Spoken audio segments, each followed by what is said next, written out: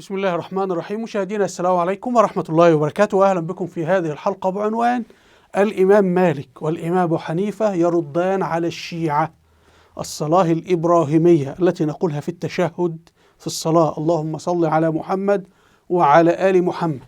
هذه ليست جزءا من الصلاة، إنما مجرد دعاء اختياري أن تقوله في التشهد أو لا تقوله أصلا. وأن الصحابة والخلفاء الراشدين كانوا لا يقولونه أصلا. وتخيل واحد بقى عاش حياته دي كلها يعتقد إن هذا هو التشهد. لنكتشف في النهاية، وطبعا بتدور مناقشات مع الشيعة، فحكام إيران وهؤلاء يقولون: أنتم لابد أن تصلوا علينا في الصلاة لأننا من ذرية علي بن أبي طالب. لماذا نتناول هذا الأمر؟ نتناوله لأننا كمسلمين نؤمن أن الإسلام كله يدور حول مركز هو القرآن الكريم، كتاب الله. فنحن كمسلمين إمامنا هو الله سبحانه وتعالى. القرآن كتاب معصوم من الخطأ واجب الاتباع. طيب، رجال الدين الشيعة الذين يقولون أن هم من ذرية علي بن أبي طالب وأحفاده وشيء من هذا القبيل، هم أحفاده وليس أحفاده، ليس موضوعا، يقولون لا، بل علي بن أبي طالب هو المعصوم الذي لا يخطئ الواجب اتباعه. فهدفهم هو أن يحل علي محل القرآن، وأما القرآن في عقيدتهم أنه في تحريف وخطأ وغير واجب الاتباع أصلا. فهم يريدون أن يعيدوا كما كان في عقيدة المجوس بيت النار أو بيت الدين أو بيت الكهنة مكان كتاب الله أو القرآن الكريم، بما أنه علي بن أبي طالب نفسه رضي الله عنه غير موجود أصلا ومات ودفن وشبع موتا يعني. فقال خلاص نحن ذريته وأحفاده. انت بقى تقول له انت مش ذريته وانت مش حفيده وعلي بن ابي طالب كان يخطئ، اذا انت نصيبي، انت مجرم، انت الكلام ده كله. فنحن نتبع كلام الله سبحانه وتعالى القرآن الكريم ام علي بن ابي طالب؟ دي سؤال جد مهم. طبعا انا اصبت بصدمه شديده انه ولا شيخ يذكر هذه الامور، حتى وانا بقرا كتاب اسمه الا الموده في القربه، صدر قريبا جدا، تاليف ابو عمرو بن النعمان. وجدته يقول انه القول الذي يوجب على المسلمين ان يقرأوا اللهم صل على آل محمد في الصلاة في التشهد هذا قول شاذ لا يعترف به الإمام مالك ولا الصحابة ولا الإمام أبو حنيفة. فعدت إلى كتاب الإمام مالك وإلى الكتب الأحناف فوجدت هذا صحيح، فالأمر صدمني. تعالوا نبدأ ونرى، وأنوه أني لست فقيه وهذه مسألة فقهية، فهذا الفيديو هو للتفكير بصوت عال وليس للاتباع أو لتقرير حقيقة، لأنه المسألة هنا تتعلق بمسائل فقهية. أنا هقرأ نصوص فقهية كيف كانت تصلي السيدة عائشة وعمر بن الخطاب والصحابة وكيف علمهم الرسول التشهد صلى الله عليه وسلم. رغم ذلك نقول يجب أن نرجع للمشايخ في هذه الجزئية. تعالوا حضراتكم نبدأ ونرى.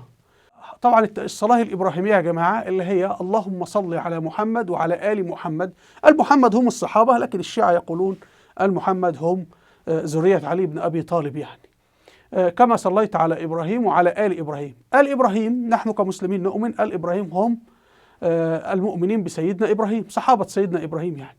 لكن في العقيدة الشيعية آل إبراهيم هم ذرية إبراهيم عليه السلام، مثلا اليهود أبو جهل أبو لهب.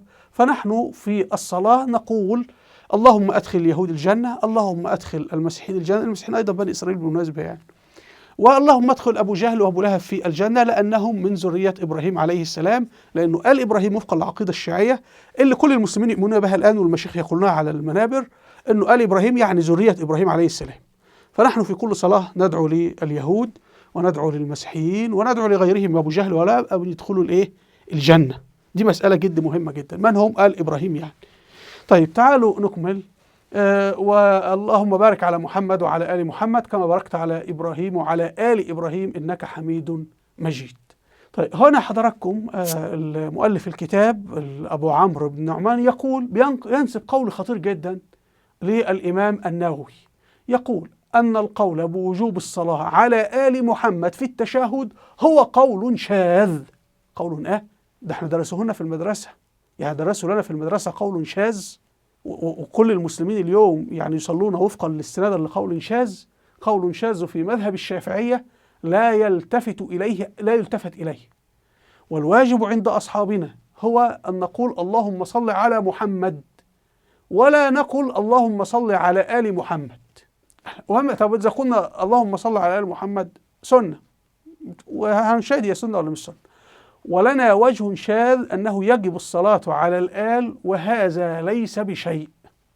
هل النووي ده، أنا طبعا لما قرأت الكلام ده تشككت في أمر المؤلف الكتاب، وتشككت في الإمام النووي نفسه، وبعدين وجدت ان هو بيقول ادي الامام النووي، وطبعا ذكر كثير من فقهاء الشافعيه والفقهاء والكلام ده. اللي عاوز يرجع للمراجع هي حضراتكم موجوده. يضيف قال الامام النووي: اعلم ان العلماء او الفقهاء اختلفوا في وجوب الصلاه على النبي صلى الله عليه وسلم، على النبي نفسه وليس آل النبي. هم مختلفين هل نجب ان نصلي على النبي بمفرده ام لا.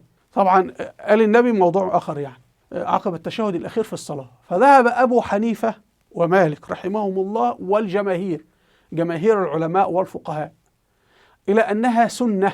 يعني احنا نقول اللهم صل على محمد في الصلاة طبعا، ولا نذكر آل محمد يعني. لو تركت صحت الصلاة. وذهب الشافعي، والشافعي متأخر، وأحمد بن حنبل رحمهم الله إلى أنها واجبة، لو تركت لم تصح الصلاة. عجيب جدا أنه الشافعي وأحمد بن حنبل المتأخرين عن مالك وأبو حنيفة، لأنه المذهب الشافعي هو دمج للمذهب المالكي والمذهب الحنفي مع مدرسة الحديث. يعني المذهب الشافعي ثلاثة أمور: مذهب أبو حنيفة، مذهب مالك، مذهب مدرسة الحديث. وإحنا سنشاهد الآن دي مقارنة هي بين المذاهب الثلاثة يعني. فقال لك إن العجيب جدا إنه ناس متأخرة تفتي ببطلان الصلاة، بينما المتقدمين كانوا يفتون بأن هي دي الصلاة الصحيحة. يقول: هذا مروي عن عمر بن الخطاب وابن عبد الله رضي الله عنهما، وهو قول الشعبي. يعني الإمام الشعبي في الكوفة نسب لعمر بن الخطاب وابنه هذا يعني. طبعا نحن سنشاهد الإمام مالك بينسب لعمر بن الخطاب وابنه أمر مخالف، وقد نسب جماعة الشافعي رحمه الله في هذا إلى مخالفة الإجماع. يعني الإمام الشافعي خالف إجماع الفقهاء، ولا يصح قولهم، فإنه مذهب الإمام الشعبي اللي هو في الكوفة. ففورا يا جماعة ذهبت إلى كتاب الموطأ الإمام مالك. لابد نرجع للمصدر الأصلي ولا نأخذ معلوماتنا دون وسطاء. تعال نسأل الإمام مالك، وده الراجل كان عايش في المدينة المنورة وتعلم على يد أحفاد الصحابة والفقهاء والعلماء، وكان بيصلي وإمام المدينة كلها وهو عارف ماذا يقال في التشهد. كيف نصلي يا عم مالك؟ هل نقول اللهم صل على محمد في التشهد أم لا؟ وهل نقول اللهم صل على آل محمد أم لا؟ فتعالوا نقرأ ماذا كتب الإمام مالك تحت عنوان التشهد في الصلاة. خلي بالك هنا احنا استخدمنا كلمة التشهد فقط. بينقل عن التابعي ويقال انه من صغار الصحابة، اسمه ابن عبد القاري، يقول انه سمع عمر بن الخطاب اللي هو الخليفة الراشد الثاني امير المؤمنين وهو على المنبر يعلم الناس التشهد، فقال: قولوا التحيات لله، الزاكيات لله، الطيبات الصلوات لله، السلام عليك أيها النبي ورحمة الله، والسلام علينا وعلى عباد الله الصالحين، أشهد أن لا إله إلا الله وأشهد أن محمدا عبد الله ورسوله. هنا عمر بن الخطاب طبعا لا يخترع من دماغه، إنما عمر الذي تعلمه من الرسول بيعلمه للصحابة في المسجد وكل الصحابة حضور. يعني إن ننتبه إن هنا عمر بن الخطاب هو الخليفة وليس صحابي قاعد على كوم رمل بيحدث ناس في البدو في الصحراء أو في كذا، لا، ده في مقر الحكم في المسجد الرسول صلى الله عليه وسلم اللي هو مقر الحكم، كبار الصحابة جالسين وكبار المهاجرين، وبيقول ما هو التشهد، وكلهم يوافق على هذا. يعني هذا إجماع الصحابة إن هذا هو التشهد. طيب فيه يا عم عمر اللهم صل على محمد وعلى آل محمد؟ لا يوجد. طب مين اللي بيروي عن عبد القاري ده؟ الإمام عروة بن الزبير اللي هو ابن الزبير بن العوام، وهذا تلميذ السيدة عائشة خالته، وهو عروة كان بيكتب. طيب واللي بينقل عن عروة بن الزبير ابن شهاب الزهري شيخ الإسلام في الدولة الأموية، واللي بيروي عن ابن شهاب الزهري الإمام مالك. يعني السند قوي جدا، والواقعة دي معناها أنه ليس كلام عمر، ده كلام إجماع الصحابة أن هذا هو التشهد فقط. طيب ونركز أن رقم الحديث ده 300 يا جماعة، هنحتاج بعد كده رقم بشوية. طيب هنا حضراتكم برضه الإمام مالك قال: وعبد الله ابن عمر بن الخطاب. عبد الله بن عمر بن الخطاب هو صحابي مهاجر، يعني كان مهاجر مع أبيه.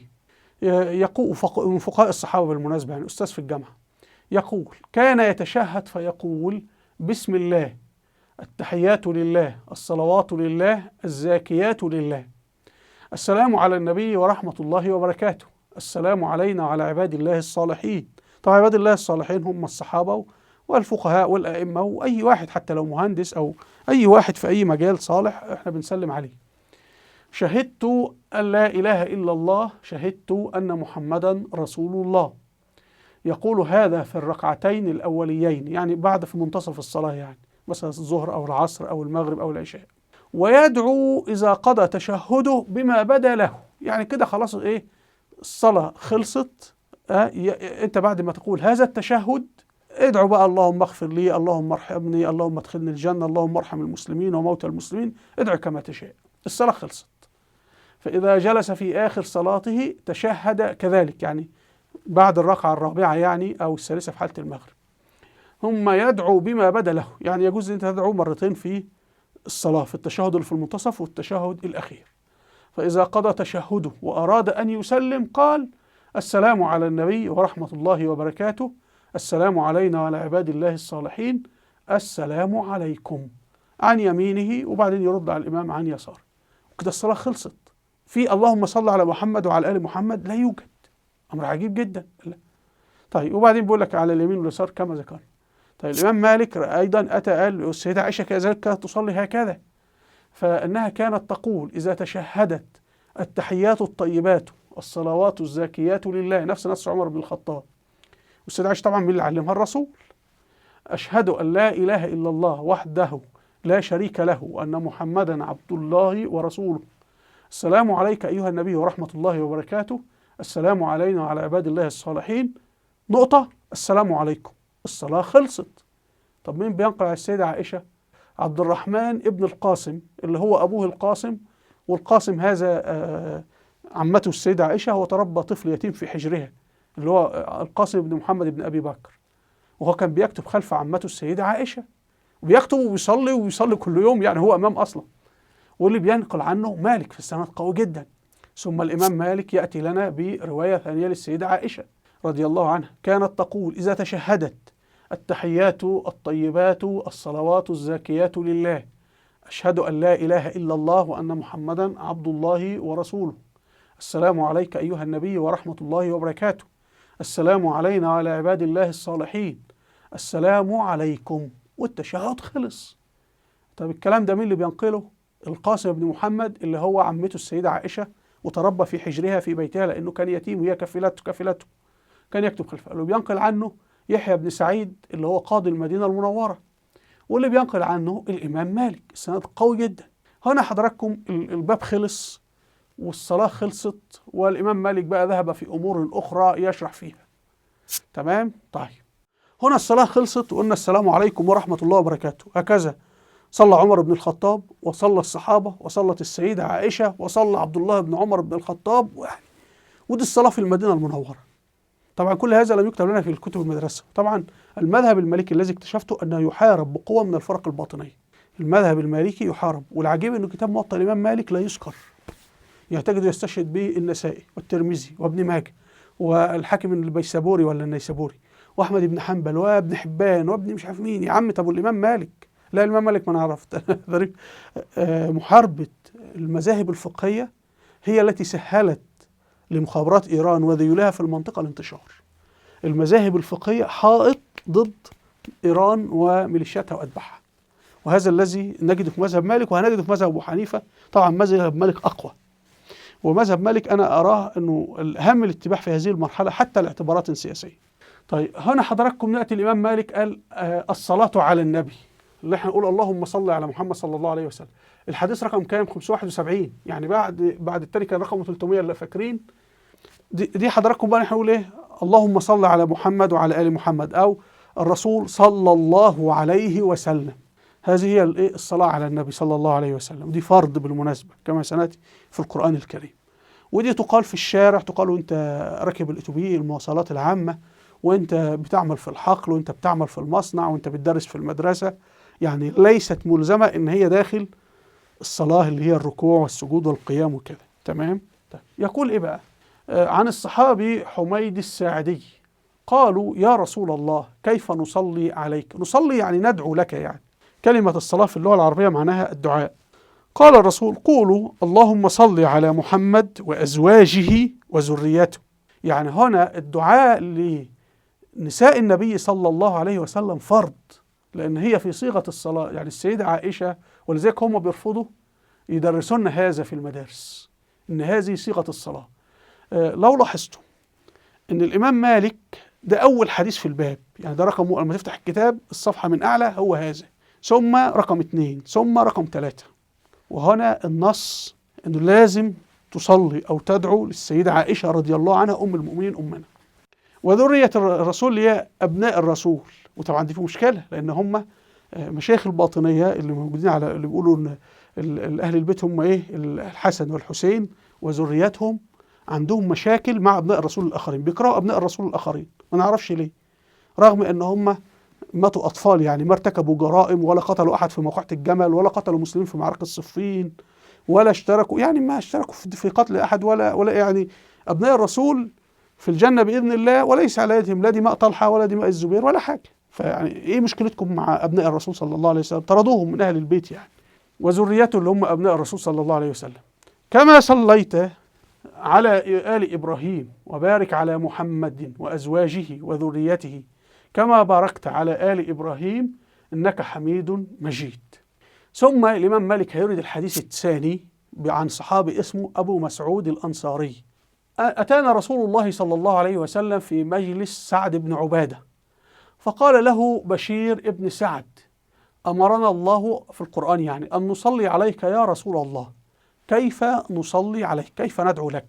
فسكت رسول الله صلى الله عليه وسلم حتى تمنينا أنه لم يسأله. ده هنا هذا الحديث وسنده صحيح طبعا، ده في موطأ مالك، معناه ان هم ما كانوا يقولون في الصلاة اللهم صل على محمد وعلى آل محمد، بدليل ان هم كانوا بيصلوا والآن بيسألوه سؤال خارج الايه، يعني تفسير آية في القرآن كما سنأتي، والرسول ما لم يقل لهم، يعني كانوا بيصلوا بدون هذا، بدون اللهم صل على محمد وعلى آل محمد. فالرسول هيقول لهم ايه؟ قولوا اللهم صل على محمد وعلى آل محمد كما صليت على إبراهيم، وهنا ليس في هذه الصيغة آل إبراهيم، وبارك على محمد وعلى آل محمد كما باركت على آل إبراهيم في العالمين إنك حميد مجيد. والسلام قد علمتم أنه السلام عليك أيها النبي ورحمة الله وبركاته. طيب، ثم يضيف الإمام مالك عن عبد الله ابن دينار، وده من التابعين، إمام المدينة المنورة، كان فارسي بالمناسبة. قال: رأيت لأنه الناس اللي بتقول ليه عبد الله بن دينار فارسي، لأن اللي بيزعموا أن الدولة الأموية بتضطهد العجم، ما هو كان إمام اهوت في المدينة المنورة في عهد الأمويين نفسهم. قال: رأيت الصحابي عبد الله بن عمر بن الخطاب يقف على قبر النبي فيصلي على النبي صلى الله عليه وسلم وعلى أبي بكر وعمر، يعني يصلي هنا بمعنى يدعو، حتى المحقق بيقول مثلا في نسخة فيه وقاف يدعو لأبو بكر وعمر، نسخة ابن وهب يدعو لأبي بكر وعمر، نسخة روح بن عبادة يسلم على أبي بكر وعمر. طبعا الإمام مالك عنده كتاب، هو ظل يملي هذا الكتاب 20 سنة، فممكن اللفظ اتغير أو شيء من هذا القبيل، يعني دي سبب الاختلافات بين نسخ الموطأ المختلفة، أنه كل فصل، يعني كتاب الصلاة ده 100 صفحة، كتاب الطهارة، كتاب الزكاة، كتاب الصلاة، ممكن يملي في هذا العام كتاب الصوم مثلا في المنتصف، كتاب الصلاة أو كتاب كذا وهكذا يعني، فممكن، لكن هي نفس المضمون يعني وفقا للموجود في موطأ الإمام مالك. وكذلك هذه الحديث موجودة في البخاري، يعني الحديث أيضا موجودة في صحيح البخاري. تعالوا نشوف ذرية الرسول صلى الله عليه وسلم الذين يجب أن نصلي عليهم، ونحن الآن ممنوعين أن نصلي عليهم. مشايخ الباطنية يرفضون تماما أن نصلي على أبناء الرسول صلى الله عليه وسلم، ولا أعرف ما هي الجرائم التي ارتكبها أبناء الرسول صلى الله عليه وسلم وهم أطفال من وجهة نظر مشايخ الباطنية. أنا بسأل مشايخ الباطنية: ما هي الجرائم التي ترون أنتم يا مشايخ الباطنية أن أبناء الرسول ارتكبوها فترتبوهم تمام من أهل بيت الرسول ومن ذرية الرسول ومن نسل الرسول صلى الله عليه وسلم؟ الرسول صلى الله عليه وسلم له ابن اسمه القاسم. هل سمعتم أحد قال إن القاسم ابن الرسول من أهل البيت؟ لا، ممنوع. القاسم غضبانين عليه، وما الطفل يا عيني يعني لا قتل المسلمين في الجمل ولا قتل المسلمين في صفين ولا أي حاجة خالص. ابن هاني الرسول عبد الله، هل أحد يقول له من أهل البيت؟ لا. الابن الثالث إبراهيم. زينب بنت الرسول صلى الله عليه وسلم أيضا طردوها من أهل البيت، ما أعرفش ليه إيه جريمتها يعني. رقية زوجة عثمان بن عفان طردوها من أهل البيت. أم كلثوم طردوها من أهل البيت. عندنا يا جماعة 6 من أبناء الرسول صلى الله عليه وسلم ذريته طردوهم من أهل البيت، وقالوا فقط هي أهل البيت فاطمة وأولادها. وأولادها مين؟ الحسن والحسين. طب أم كلثوم يا جماعة؟ قالوا لا، أم كلثوم مش من أهل البيت، احنا غضبانين على أم كلثوم. طب وزينب يا جماعة؟ قالوا لا، مش زينب. حاجة أنت أمام ناس تتاجر. فكل شيخ يقول لك أن أهل البيت استنادا لحديث البطانية أن هم علي وفاطمة والحسن والحسين، قل له أنت من شيخ الباطنية. لأن هو يعني لماذا قرأ في مسلم ولماذا لم يقرأ موطأ مالك؟ موطأ مالك أهم من صحيح مسلم مليون مرة، وهذا الحديث موجود في موطأ مالك وموجود في البخاري. ولكن ماذا نقول؟ تعمل عيون عن موطأ مالك، وتعمل عيون عن القرآن الكريم كتاب الله سبحانه وتعالى، وتعمل عيون عن صحيح البخاري. ولكن بقى القلب لما بيروح يقفز في أي حديث باطني مدسوس، فعند عبد الرزاق الصنعاني ولا عند الحاكم النيسابوري ولا عند البطخاني، ويقول لك هو حديث الكساء وحديث البطانية، واحنا طردنا أولاد الرسول من أهل البيت، وطردنا أم المؤمنين السيدة عائشة ونساء النبي، كل دول طردناهم كلهم من أهل البيت. إنما إيه؟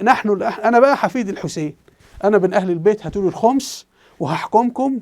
أو إيه بقى؟ ما هو شعارهم الآن أتباع إيران، يعني نحكمكم يا نقتلكم. تعالوا نذهب إلى الإمام أبو حنيفة اللي هو مؤسس المذهب الحنفي. كيف كنت تصلي؟ فنجده يقول نفس كلام الإمام مالك. أمر عجيب جدا. احنا لا بنصلي وفقا للمذهب المالكي ولا وفقا للمذهب الحنفي، ورفضوا يدرسوا لنا في المدارس الصلاة وفقا للمالكية أو الأحناف، ودرسوا لنا في المدارس المعتزلة وواصل بن عطاء وبشار بن برد ومين ابن كذا والفرزدق وغيره، إلا لا درسوا لنا كلمة عن مالك ولا الشافعي ولا أبو حنيفة ولا ابن حنبل ولا البخاري ولا مسلم. يعني درسوا لنا كل من حتى المغنيات درسوهم لنا إلا طيب. وهناك حرب شرسة على المذاهب الفقهية. تعالوا حضراتكم هنا كتاب الحجة على أهل المدينة، ألفه الإمام محمد بن الحسن الشيباني. هو كان بيكتب خلف الأستاذ فشيخه الله الإمام أبو حنيفة. محمد الحسن الشيباني واحد ممن دونوا خلف الإمام أبو حنيفة، هو أشهر تلاميذه وهو اللي نشر المذهب. هو توفى 189 هجري، يعني وفاته قريبا من بعد 30 سنة تقريبا من وفاة الإمام أبو حنيفة. فبينقل لنا اللي كتبوا خلف الإمام أبو حنيفة. فقال بقى هنا ركزوا، باب إيه بقى؟ التشهد، السلام، الصلاة، يعني 3 كلمات. احنا لاحظنا عند الإمام مالك إنه قال باب التشهد ولم يضع الصلاة ولا السلام بجوارها يعني، لكن هنا هو دمج في يعني عمل تقريب بين البابين أو جعلهم باب واحد، أنا آسف يعني. لكن عند الإمام مالك هتجد إن هم باب التشهد كان باب وباب الصلاة كان باب، وكان بينهم صفحات كثيرة جدا. على النبي صلى الله عليه وسلم قال أبو حنيفة، ينقل عن الصحابي عبد الله بن مسعود اللي هو فقيه الكوفة يعني أو فقيه العراق، روى عن النبي صلى الله عليه وسلم ما هي التشهد؟ التشهد هي التحيات لله والصلوات والطيبات. السلام عليك أيها النبي ورحمة الله وبركاته، السلام علينا وعلى عباد الله الصالحين، أشهد أن لا إله إلا الله وأشهد أن محمدا عبده ورسوله. وقال أهل المدينة في التشهد، هو بيذكر الكوفة قالت ماذا قالت وماذا قال أهل المدينة. فقال التحيات لله الزاكيات لله، الصلوات الطيبات لله، السلام عليك أيها النبي ورحمة الله وبركاته، السلام علينا وعلى عباد الله الصالحين، أشهد أن لا إله إلا الله وأشهد أن محمدا عبده ورسوله. هذا تقريبا كلمة واحدة اختلفت أو شيء من هذا القبيل يعني. طيب ثم يورد رواية، طبعا تلاحظوا أنه ما فيش اللهم صل على محمد وعلى آل محمد على الإطلاق يعني. يضيف أنه الصحابي عبد الله بن مسعود قال أن الرسول صلى الله عليه وسلم علمني فقال يا عبد الله إذا جلست في الصلاة فقل، ده كلام الرسول اللي بينقله عبد الله بن مسعود، التحيات لله والصلوات والطيبات، السلام عليك أيها النبي ورحمة الله وبركاته، السلام علينا وعلى عباد الله الصالحين، أشهد أن لا إله إلا الله وأشهد أن محمدا عبده ورسوله، فإذا قلت ذلك فقد فرغت من تلك الصلاة. كده أنت خلصت صلاتك. طب فين اللهم صل على محمد وعلى آل محمد؟ ما في. إن شئت أن تقوم فقم، خلاص صلاتك خلصت. هو بقى محمد بن حسن الشيباني يقول وبهذا نأخذ، يعني نحن فقهاء الأحناف نأخذ بهذا. وهي نفس كلام الإمام مالك، نفس يعني هو طبعا مالك وحنيفة ما بيجيش بينقلوا عن الصحابة. وبعدين بيقول بقى تقول السلام عليكم ورحمة الله وبركاته. محمد بن حسن الشيباني اللي هو تلميذ أبو حنيفة يقول اختلف الناس في التشهد، وليس في التشهد شيء أوثق من حديث عبد الله بن مسعود، لأنه رواه عن النبي صلى الله عليه وسلم، وكان يكره أن يزيد فيه حرفا أو ينقص حرفا، وكان يعلمهم التشهد كما يعلمهم السورة من القرآن.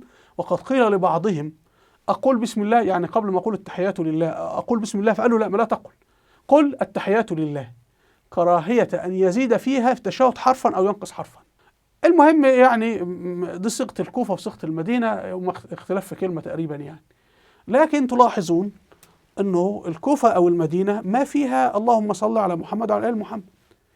ده عندنا مذهبين فقهيين، وهنا المذهب الفقهي هو عبارة عن إيه؟ عن تجميع، مش رأي الوضع المذهب. زي أنا مثلا، أنا أستاذ لغة عربية، أنا عملت إيه؟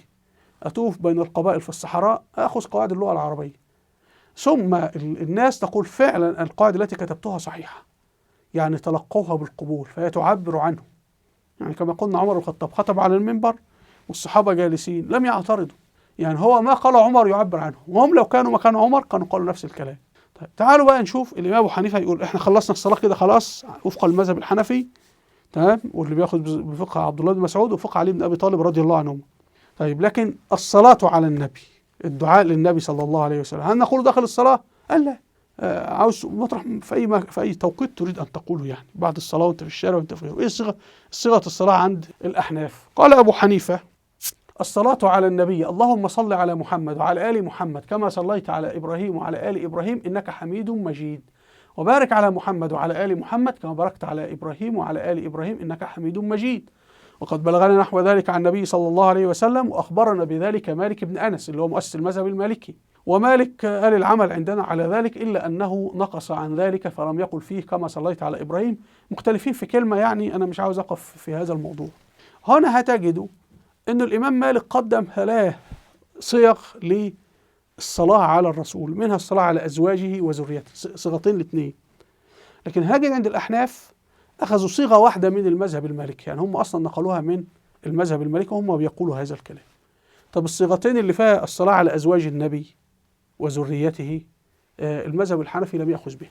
لم يأخذ بها إما إنه هي كلمة آل محمد أوسع، يعني لغويا آل محمد هم زي ما أغرقنا آل فرعون، يقول له في القرآن فأغرقنا آل فرعون، يعني كل أتباع فرعون أو جنود فرعون، فآل محمد هم جنود محمد، هم أتباع محمد. فأنا صاحب شركة، فآل صابر آل أنا يعني الموظفين في الشركة، أنا قائد جيش، آلي اللي هم العساكر بتوعي، وهكذا أنا رئيس الدولة، الموظفين والعساكر والمخبرين كل هؤلاء إيه؟ أتباع آل فرعون أو آل كذا. فهمنا القصة؟ طيب المهم كلمة آل أوسع، ولكن ممكن طبعا الآن حصل تحريف في معناها، إن هي مقصود بها علي وإيه وذريته.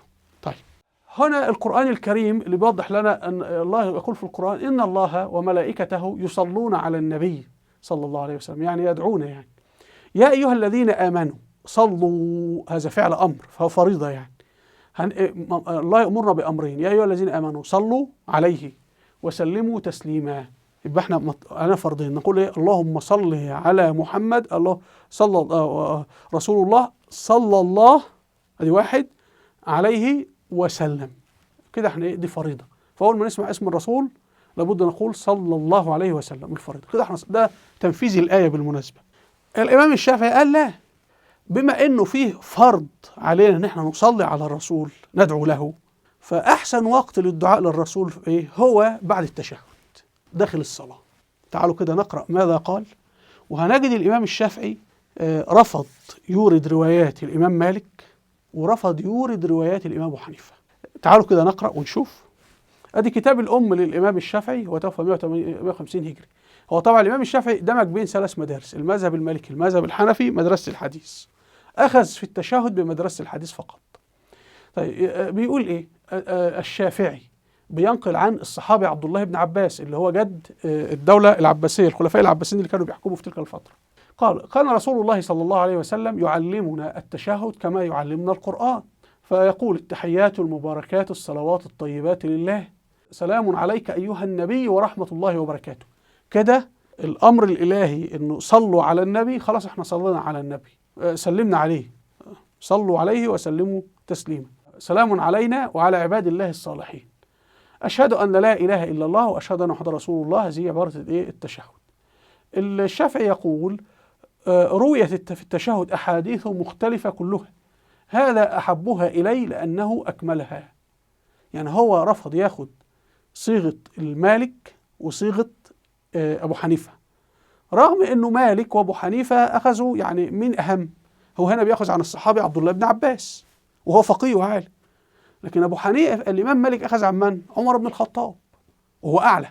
ولما راد ينزل من عمر أخذ من السيدة عائشة أم المؤمنين، ولما حب ينزل أخذ من مين؟ أخذ من عبيد الله بن عمر بن الخطاب. عبيد الله بن عمر الخطاب في نفس مكانة عبد الله بن عباس أو أعلى. يعني هنجد الثلاثة أو الأربعة اللي سند إليهم الإمام مالك من الصحابة أعلى منزلة وفقا من عبد الله بن عباس. لكن البخاري الإمام الشافعي هذه أول رواية في الباب، يعني أول ما تفتح الصفحة من فوق على طول تجد هذه رواية رقم 1، ولم يورد رواية الإمام مالك. لماذا؟ لا نعرف. هنجد الإمام أبو حنيفة لم يأخذ بالرواية بتاع سيدنا عمر بن الخطاب، أخذ برواية مين؟ عبد الله بن مسعود رضي الله عنه. الشافعي حتى ما أورد رأي المالكية ولا رأي، لم يوردها على الإطلاق، لا رأي المالكية ولا رأي الأحناف ولا الرد على الروايات الأخرى. اختار عبد الله بن عباس. لماذا؟ الله أعلم. وطبعا الصيغة صحيحة يعني. أيضا يقول قال الشافعي فرض الله عز وجل الصلاة على رسوله، يعني نحن لما نسمع اسم الرسول نقول صلى الله عليه وسلم، فقال يا أيها الذين آمنوا صلوا عليه وسلموا تسليما. ولكن هذه الصلاة ليست جزء من التشهد. يضيف بقى يقول إيه؟ قال الشافعي فلم يكن فرض الصلاة أو الدعاء للرسول يعني في موضع أولى منه في الصلاة.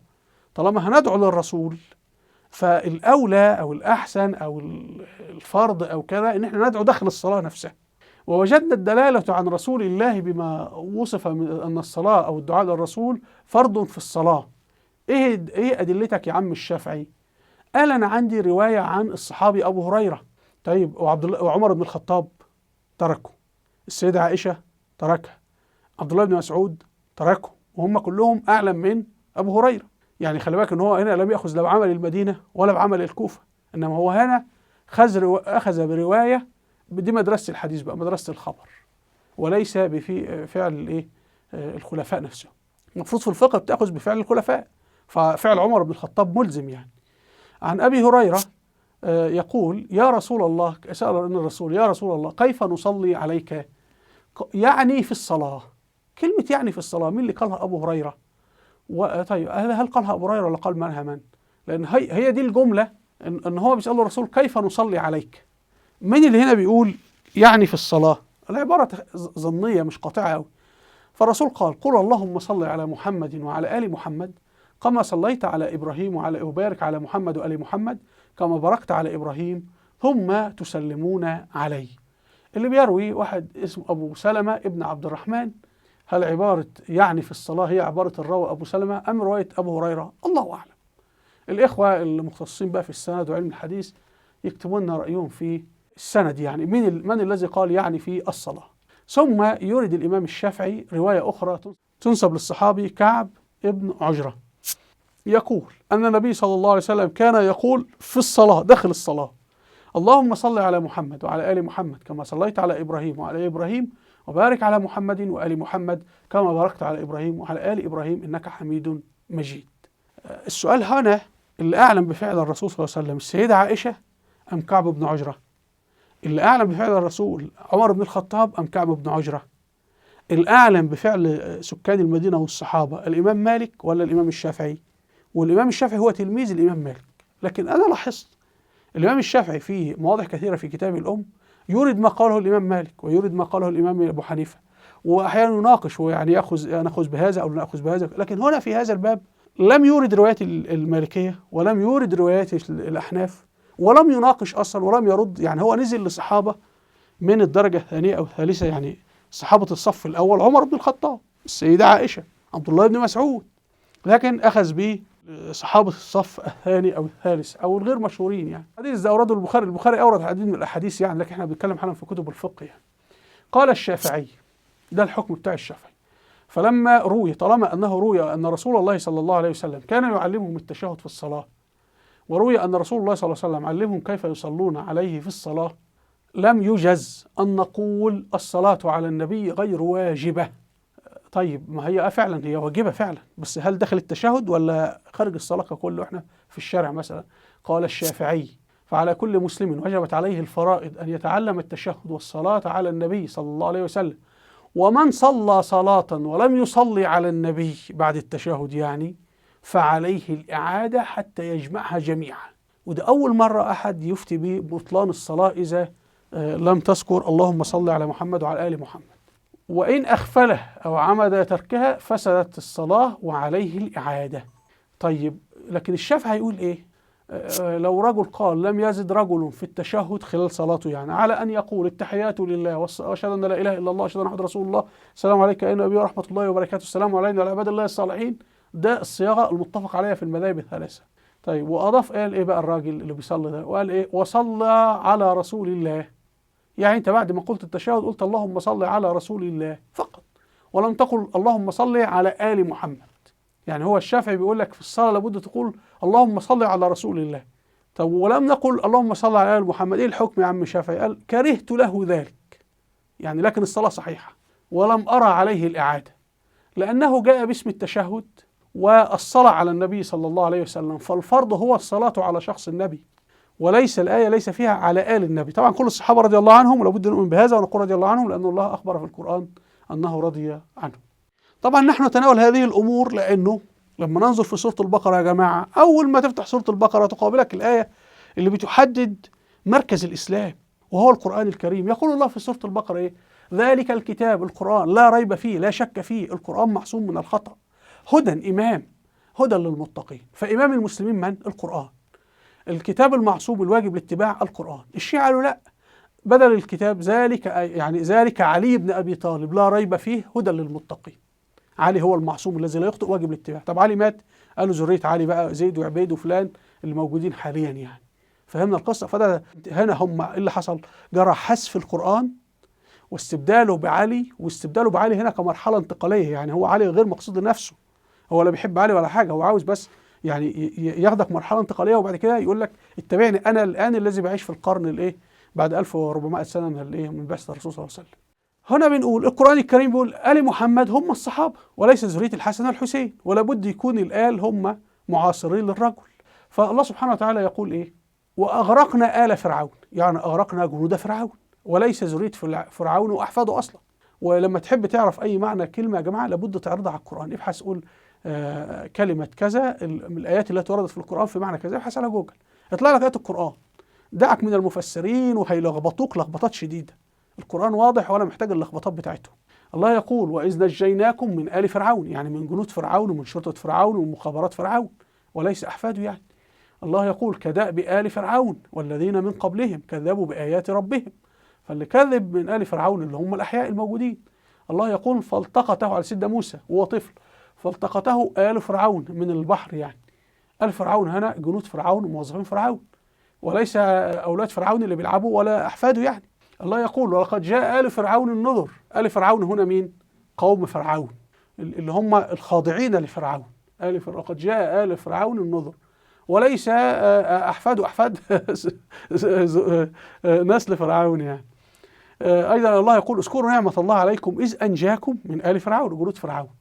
الله يقول قال رجل مؤمن وقال رجل مؤمن من آل فرعون. طبعا الرجل المؤمن هو ليس من عائلة فرعون، ده موظف أصلا، موظف في القصر بتاع فرعون يعني. الله يقول ويوم تقوم الساعة أدخلوا آل فرعون أشد العذاب. فهنا اللي بيعذبوا من؟ عساكر فرعون وأتباعه والمنفذين لتعليماته اللي هم الحزب بتاعه المؤيدين له يعني. تمام؟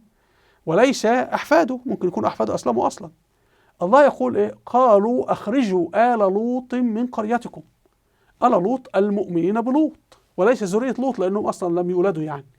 هنا الله يقول قالوا إنا أرسلنا إلى قوم مجرمين إلا آل لوط إنا لمنجيهم أجمعين. آل لوط كل المؤمنين بلوط، أقاربه أو غير أقاربه يعني. فالآل هو كل من لك سلطة عليه ويمتثل يعني ينفذ أوامرك وتعليماتك. إذا أنت فرد عادي فأنت الآل بتوعك زوجتك وعيالك. لو أنت شيخ القبيلة فالآل بتاعك أبناء القبيلة. لو أنت وزير في الحكومة فموظف الحكومة هم الآل التابعين لحضرتك يعني. إلا امرأته قدرنا أنها لمن الغابرين يعني. فلما جاء آل لوط المرسلون، نلاحظ أن القرآن دائما الآل هم الأشخاص الموجودين في حياة الشخص. فإذا مات الشخص ولم يعد له سلطة عليهم ما عادوا هم الآل بتوعه. ده اللي أنا لاحظته في القرآن، وإحنا هنجدها بعد قليل. مثلا هنا الله يقول اعملوا آل داود شكرا. هيعملوا إيه؟ يعملون له ما يشاء من محاريب وتماثيل وجفان كالجواب وقدور راسيات. اعملوا آل داود شكرا، يعني موظفين الحكومة اللي شغالين عند سيدنا داود، وليس زوجة سيدنا داود، وليس أحفاد ونسله اللي هيجوا بعد 1000 سنة. طبعا زوجة سيدنا داود بما أنه لها سلطة عليها فهي من الآل أيضا، يعني السيدة عائشة من أهل البيت لأنها زوجة الرسول، وهي من آل محمد لأن هي تتبع الرسول صلى الله عليه وسلم. هنا حضراتكم الله يقول إن آية ملكه أن يأتيكم التابوت فيه سكينة من ربكم وبقية مما، نركز في فعل ترك آل موسى وآل هارون. ترك يعني إيه؟ يعني هو موسى أصلا مات، يعني آل موسى غير موجودين، مات الله يرحمهم، وآل هارون مات الله يرحمهم. لما نقول النهاردة ترك آل عمر بن الخطاب، يعني اليوم في أحفاد لعمر بن الخطاب رضي الله عنه موجودين. هل هم آل عمر بن الخطاب؟ لا، هم ذرية عمر. فلما نقول ما ترك آل عمر يعني آل عمر بن الخطاب ليسوا موجودين، اللي هم أولاد عمر يعني وزوجاته وكذا يعني. تمام. الله يقول لسيدنا يوسف ويتم نعمته عليك وعلى آل يعقوب. آل يعقوب هنا هنلاحظ أن آل يعقوب ما قالش أهل بيت يعقوب على الإطلاق، قال يعني المؤمنين بسيدنا يعقوب. وطبعا يعقوب سيدنا يعقوب حي أصلا.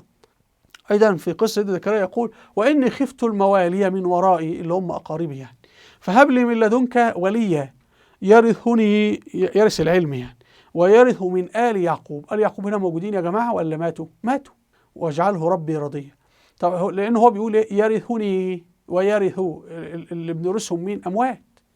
لو آل يعقوب هو سيدنا زكريا من آل يعقوب، لا، هو من نسل يعقوب، هو من ذرية يعقوب، لكنه ليس من آل يعقوب. هيورثهم إزاي يعني؟ فهمنا القصة؟ ده معناه أنه مات اهوت بدليل. وتجد أنا لاحظت هذا أن القرآن لما بيستخدم الآل الشخص أن هم معاصرين له، فلو مات بيبقى خلاص أو يرثهم، أو في الآية السابقة ترك. الله يقول في القرآن إن الله اصطفى آدم ونوحا وآل إبراهيم وآل عمران. تلاحظوا أن ربنا قال اصطفى آدم، ما قالش آل آدم، لأن هو كان آدم أبو البشر الوحيد يعني، ونوحا لأنه نوح أيضا كان العدد اللي معاه قليل يعني. تمام. وآل إبراهيم وآل عمران، المؤمنين بآل إبراهيم والمؤمنين بآل عمران. في الآخر في كتاب تاريخ رقة عن الإمام عبد الملك بن صالح بيسألهم بيقول لهم من آل محمد؟ فجاوب أحد تلاميذه كل من آمن بمحمد. قال كذلك قال الصحابي مالك بن أنس اللي هو خادم الرسول صلى الله عليه وسلم. هنا حضراتكم الناس اللي بيقولوا طب ذرية علي بن أبي طالب رضي الله عنه، دول ناس عاديين، فيهم الصالح وفيهم الطالح. يقول الله وإذا ابتلى إبراهيم، ربنا ابتلى إبراهيم قال له إيه؟ إني جاعلك للناس إماما. فسيدنا إبراهيم سأل طلب من الله، قال ومن ذريتي، يعني يا رب ذريتي وأحفادي يكونوا أئمة. فربنا رفض، قال لا ينال عهدي الظالمين. فلماذا الله سبحانه وتعالى أورد لك هنا إنه سيدنا إبراهيم اللي هو إمام الناس وأبو الأنبياء طلب إنه يجري توريث الصلاح لأولاده جميعا؟ ربنا قال له لا، اللي هيكون فاسد من أولادك، ما هو في أبو جهل من أولاده وبني إسرائيل من أولاده، دول لن ينالوا عهدي. فعلي بن أبي طالب رضي الله عنه وأبو بكر رضي الله عنه وعمر رضي الله عنهم من ذرياتهم صالحين ومن ذرياتهم فاسدين. فأنت ليه هتجعل ذرية علي أحسن من ذرية إبراهيم؟ وإبراهيم عليه السلام نبي الله معصوم من الخطأ وهو أفضل من علي. طبعا يا جماعة أهل البيت هم نساء النبي. أي واحد يقول لك أهل البيت علي والحسن والحسين اعرف إنه شيخ باطني، لأن هو بيتجاهل القرآن الكريم. أنت شوفوا الآية بتقول إيه؟ يا نساء النبي، والآيات طويلة، وأقرن في بيوتكن ولا تبرجن تبرج الجاهلية الأولى إن يريد الله ليذهب عنكم الرجس أهل البيت ويطهركم تطهيرا. هنا يا جماعة هو ربنا بيقول لسيدنا علي بن أبي طالب والحسن والحسين وقرن في بيوتكن ولا تتبرج يا علي تبرج الجاهلية الأولى. يعني انتوا الناس المشايخ اللي بيستعبطوا، أنا مش فاهم يعني. ما هو كلام ربنا واضح يا مشايخ الباطنية، ده الكلام واضح. يقول لك ما هو أهل البيت هنا، ما هو لا يوجد آية في القرآن اسمها أصلا يريد الله ليذهب عنكم الرجس أهل البيت. هذه مجرد جملة من الآية 33 زي ما احنا شايفين. الآية الثانية واذكرن ما يتلى في بيوتكن من آيات الله والحكمة. الخطاب بيخاطب كل نساء النبي صلى الله عليه وسلم. فأهل البيت هي السيدة عائشة وزوجته، واللي بيعاديهم هم المفترين بقى اللي بيعادوهم ولا بيرموا يعني بيشنعوا عليهم يعني. وطبعا احنا التردد وأمهاتنا طبعا. فهمنا القصة يا جماعة؟ فأنتم تشاهدون احنا أمام شغل استهبال يعني. وده القرآن بقى واحد يجيب لي حديث البطانية وحديث الملاية يا جماعة بلاش بقى والله حرام يعني. يعني انتوا عايزين تلغوا آيات القرآن الكريم عشان راوي منكر مجهول بيروي مناكير اسمه مصعب بن شيبة بيروي حديث في صحيح مسلم انه اهل البيت هم بتوع البطانية؟ اما الرسول اخذ اطفال كسر في البطانية يعني وضع عليهم البطانية في الشتاء يعني. انت بيقابلك عيال في الشارع وبتاخدهم تحت العباية يعني وبتدفيهم وتقول اولاد حبايب بقى وخلاص هيرثوا فيك يعني. الله يقول وحرمنا على موسى يعني حرمنا عليه المراضع من قبل فقالت اخته هل ادلكم على اهل بيت يكفلونه لكم؟ يعني اهل بيت يرضعونه اللي هي ام موسى، وليس المقصود هنا اولاد عم موسى اللي هيرضعوه يعني ولا احفاد موسى يا احفاد اولاد عمه يعني. فرددناه الى امه كي تقر عينها ولا تحزن.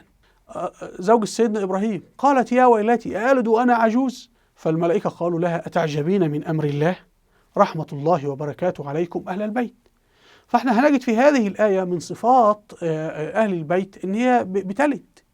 يعني هنا أهل البيت مين؟ هي بتلد اللي هي زوجة سيدنا إبراهيم. طب في قصة سيدنا موسى أهل البيت مين؟ أم موسى بترضع. طيب في الآيات اللي هنا على زوجات الرسول إيه صفاتهم؟ أهل البيت إن هي لا تتبرج.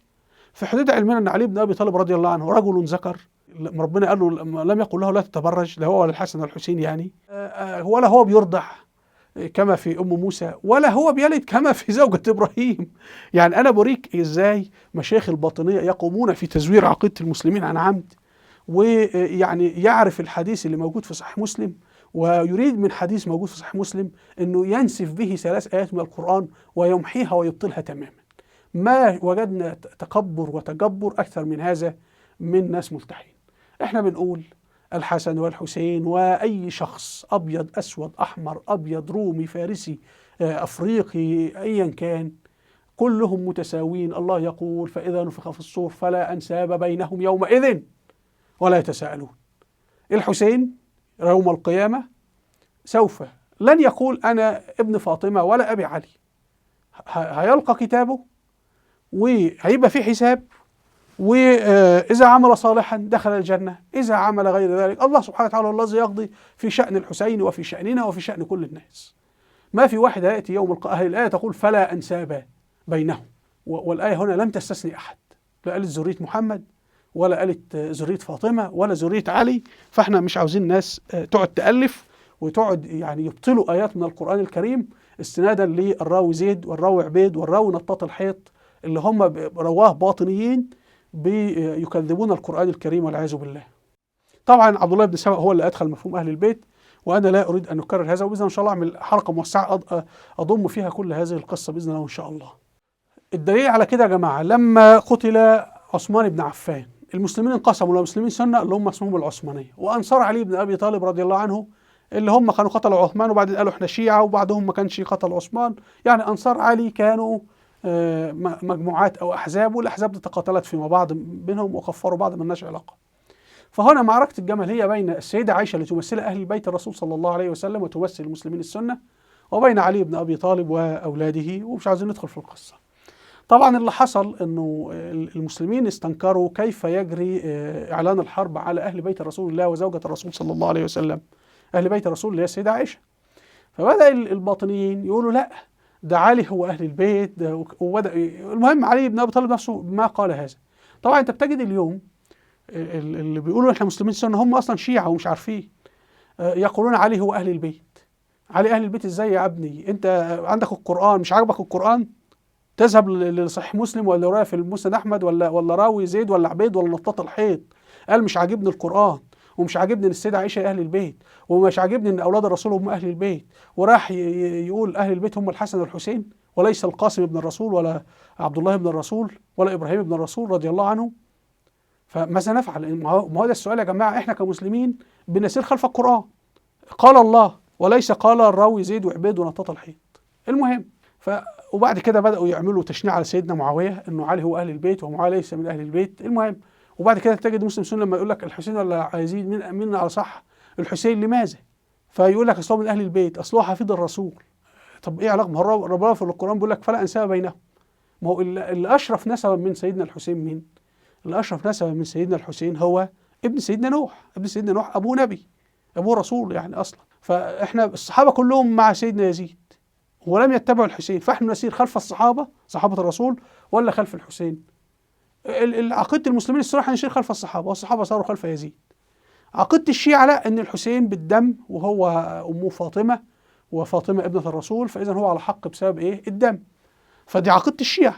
انما انا بستعجب ان المسلمين سنه يقولوا احنا ضد الصحابه وضد يزيد، ويزيد اصلا يؤيده الصحابه. الامام البخاري تناول هذا وقال ايه يا جماعه في بيعه يزيد؟ بعث معاويه، سيدنا معاويه والي المدينه مروان بالمدينه ليبايع يزيد، فقال حتى يجيء سعيد بن زيد، ده من اكبر 10 صحابه، اللي هو متزوج اخت عمر بن الخطاب، الذي ادخل عمر بن الخطاب الاسلام، سيد اهل البلد. فانت الصحابه وكله، فجاء المهم ثم ماتت ام المؤمنين ميمونه، فاوصت ان يصلي عليها سعيد بن زيد. ده الامام البخاري بيقول لك كل اللي اخذ البيعه في مسجد الرسول، اهل الشورى في الحل والعقد في المدينه، بايعوا يزيد، ما بايعوا الحسين، والحسين كان امامهم بالمناسبه وكان موجود في المدينه، رفضوا ان يبايعوه. فالشيعه خلاص، الشيعه بيقول لك احنا خلف الحسين عشان الدم المقدس او الدم الازرق او النظريه بتاعتهم. لكن انت كراجل مسلم، احنا بنسير خلف صحابه رسول الله صلى الله عليه وسلم. في قصه سيدنا نوح، نادى نوح ربه فقال ربي ان ابني من اهلي، وربنا قال له انه ليس من اهلك، إني أعظك أن تكون من الجاهلين. إحنا الإسلام رابطة القرابة لا تنفع مع أنك ترتكب خطأ أو تفعل شيء، إن انتبه لهذا. طبعا تناولت هذه الأمور في حلقة أخرى، أن المختار الثقفي هو اللي حرف أهل البيت، وضع أحاديث كثيرة جدا في هذا الأمر، والإمام البخاري كتبها في كتابه تاريخ الكبير اللي عايز يقف في الشاشة، وفي تاريخ الطبري بيذكر هذا، وتاريخ الطبري بيذكر إزاي إن هو بدأ يقول أهل بيت النبي هم أولاد علي اللي هو محمد بن الحنفية. وفي تلك الفترة ظهر حديث البطانية، حديث البطانية ظهر في الكوفة، وبنجد صحيح مسلم للأسف بيأخذ الروايات الباطنية يقول صحيحة، وأعتقد أن هذا يعني عن حسن نية منه. هنا مسلم بيروي حديث غدير خم، الإمام البخاري يقول موضوع، لكن مسلم قال صحيح، واللي الشعب يقولوا صح. المهم، وبدأ مسلم يقول من هم أهل البيت، وبدأ يأتي على رواه ترك القرآن خالص، وبدأ يقول قال حسين من أهل بيته يا زيد، يقول للصحابي أليس نساء من أهل بيته؟ يعني هنا تشكيك في انه هل فعلا اللي القران بيقوله صح، ان السيده عائشه وباقي زوجات الرسول من اهل البيت ولا لا؟ احنا مش مصدقين القران، فانت بقى قول لنا يا زيد عشان احنا مش عارفين القران. وطبعا الاسناد مضروب يعني.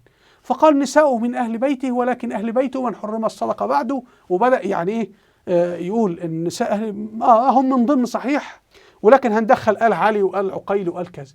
وبعدين الحديث الثاني في مسلم طرد امهات المؤمنين خالص من اهل البيت واولاد الرسول، وقال انه اهل بيته مين؟ شوفوا الكلام بالاحمر. قلنا من اهل بيته يا زيد؟ النساء. فبنقول نساء، لا وايم الله، ان المراه تكون مع الرجل العصر من الدهر ثم تطلقها فترجع الى ابيها وقومها واهل بيت. يعني ده الراوي هنا يا جماعه طرد كل زوجات الرسول من اهل البيت، وقال لك الراوي ده قال لك انا ما بعترفش بالقران.